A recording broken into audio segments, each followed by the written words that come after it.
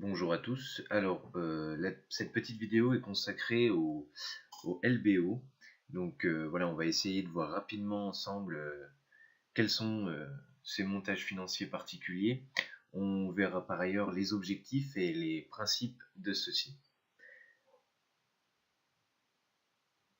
Alors tout d'abord, qu'est-ce qu'un LBO? Alors le LBO, c'est assez simple, c'est tiré de l'anglais Leverage Buyout, qui signifie littéralement achat à effet de levier. Donc c'est une technique financière de rachat d'entreprise générée en vue de faire l'acquisition d'une entreprise cible. Cette acquisition se fait via la création d'une holding à la base. Cette holding, qui est une entité juridique créée principalement pour acquérir des titres financiers, détenir des titres financiers, va venir racheter cette entreprise grâce à un endettement bancaire très important. Donc c'est un rachat qui se fait grâce à des partenaires financiers. Cet achat a pour but de générer un très gros effet de levier, donc en ayant une rentabilité très forte et générer des flux de trésorerie importants en vue de rembourser cet endettement. Le recours à l'emprunt massif fait que l'entreprise acheteuse n'a pas besoin d'avoir d'importants capitaux propres pour faire cette acquisition. Alors, le mécanisme. Lors d'un montage LBO, le groupe voulant racheter une société cible va créer une holding, c'est-à-dire une entité juridique principalement créée pour détenir des titres financiers. Ce groupe va tout d'abord rechercher une société cible auquel il aura déjà bien sûr créé des business plans et étudié la situation financière de celle-ci, et va acheter cette entreprise tout en ayant souscrit un emprunt très lourd, très massif, pour racheter essentiellement cette entreprise grâce à des dettes et non à ses capitaux propres. Ce mécanisme va permettre de créer un effet de levier beaucoup plus important que si l'acheteur utilisait ses fonds propres.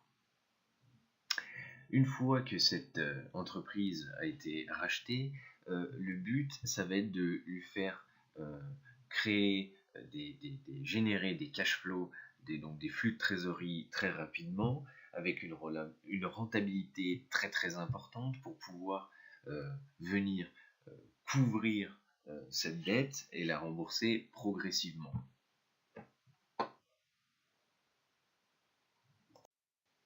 Alors, je passerai très rapidement sur cette diapositive, puisque le but de la vidéo est d'expliquer les LBO, mais il faut savoir qu'il existe différents montages financiers lorsque l'on fait l'acquisition d'une entreprise.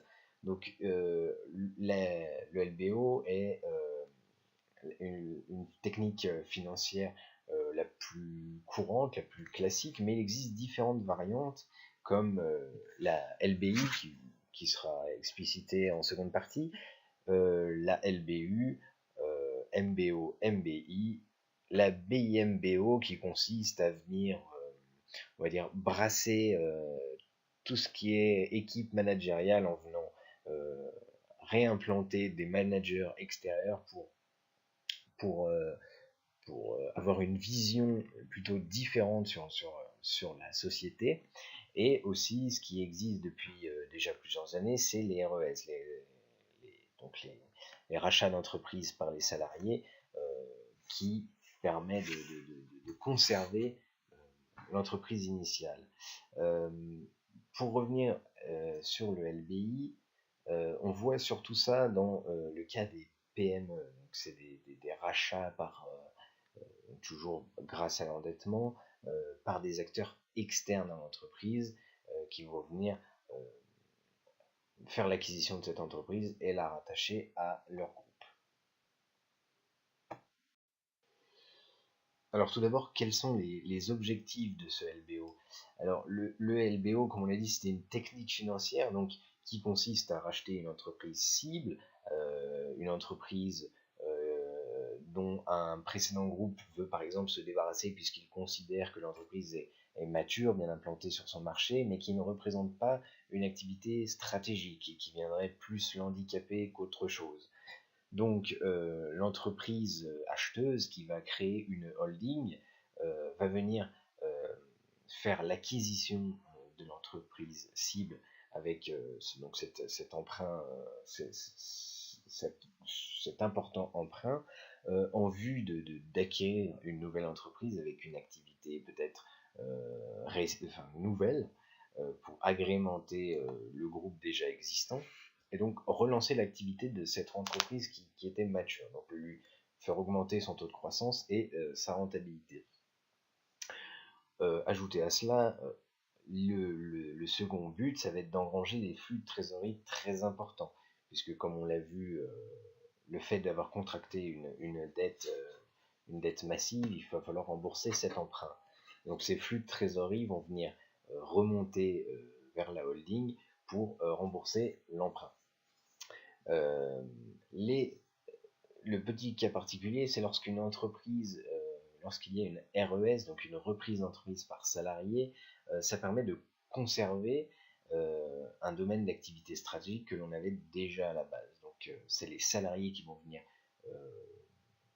acquérir l'entreprise, d'une pour conserver celle-ci, voire la promouvoir et continuer son activité d'exploitation, et aussi pour garder leurs emplois.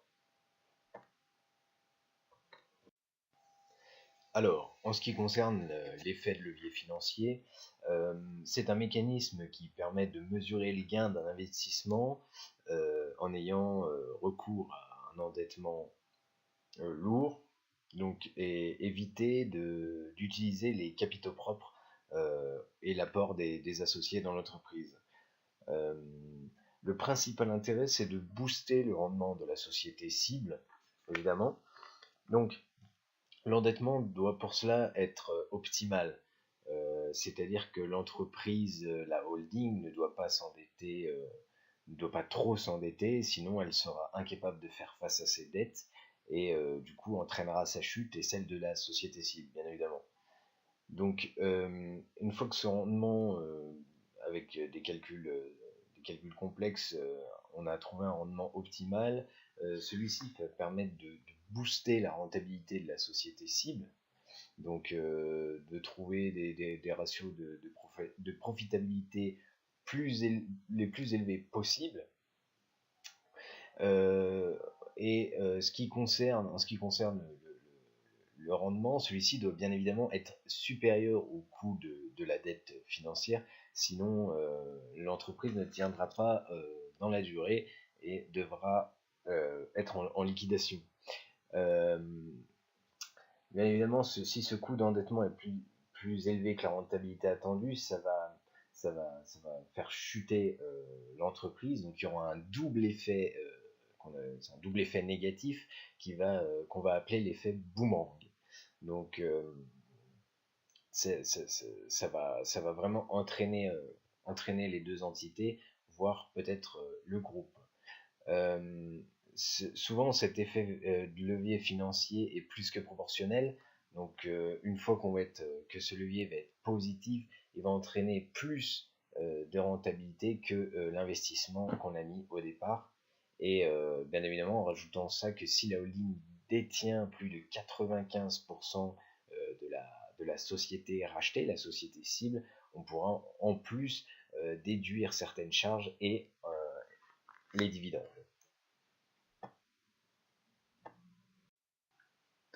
Comme évoqué plus en amont dans la vidéo, la technique financière du LBO est une technique financière très risquée.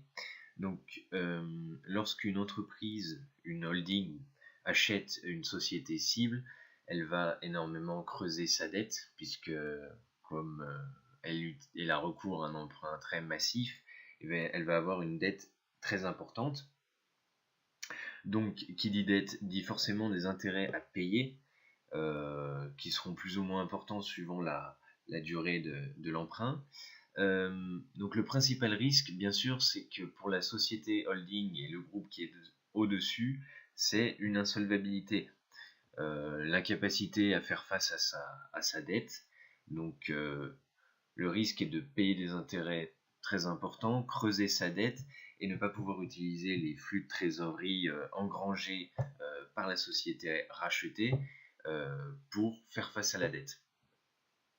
Le second risque est plutôt un risque social. Pour pouvoir avoir une rentabilité toujours plus importante et avoir une profitabilité de l'ordre d'une vingtaine de pourcents, souvent les entreprises ont recours à une coupe budgétaire qui va impacter principalement les salariés, donc avec des licenciements économiques.